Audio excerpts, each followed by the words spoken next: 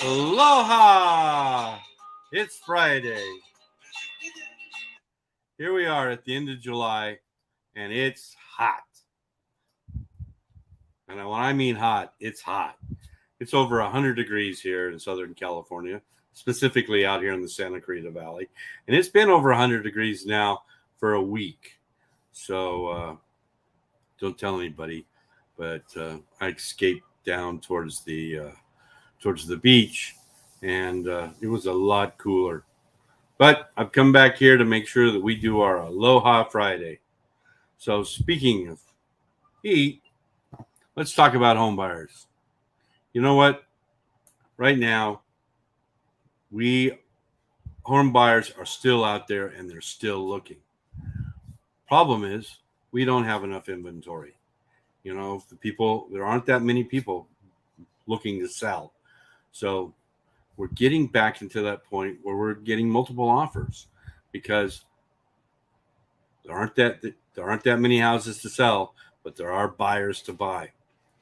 So even though the housing market is no longer experiencing the frenzy that was so characteristic of the last couple of years, it doesn't mean today's market is anywhere close to a standstill.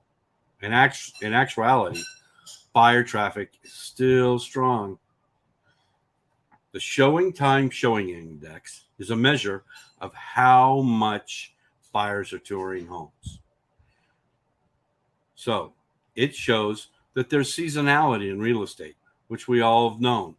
If you look at the last couple of normal years in the market, there was a consistent pattern as buyer activity peaked in the first half of the year during the peak home buying season in the spring and slowed as each year came to a close. Now, when the pandemic hit in the March of 2020, the trend was disrupted as the market responded to the resulting uncertainty. From there, we entered the unicorn years. I like to call them the crazy years of housing. That's when mortgage rates were at a record low and the buyer demand was sky high. That's when we were getting multiple offers all the time. We put the house on the market on Friday, and on Tuesday we were in escrow, and we would have had 20 or 30 offers over the weekend. It was nuts. It was good to be busy, but it was crazy.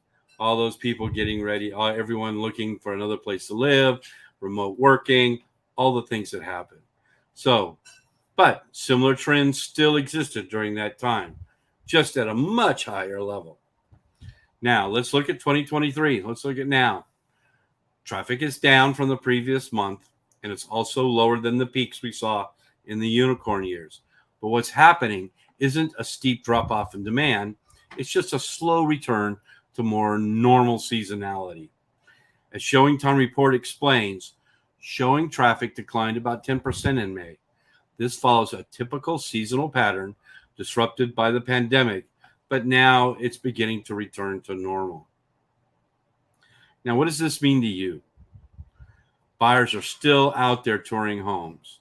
They're more active than they were in May of 2022, when sticker shock over high mortgage rates started to set in, and certainly more than they were in the last normal years. So remember, buyer activity is still strong, and it could actually be even stronger if it wasn't constrained by the limited supply of homes for sale. According to U.S. News, housing markets have cooled slightly, but demand hasn't disappeared, and in many places remains strong, largely due to the shortage of homes on the market. Bottom line, don't lose sight of just how active the market still is today. If your house isn't on the market, it's not getting in front of all those buyers who are looking to make a purchase right now. You know what?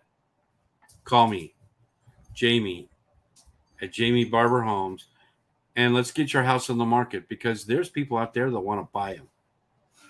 All right. I'll see you next week. Stay cool because it's still hot out there in both the housing market and in temperatures.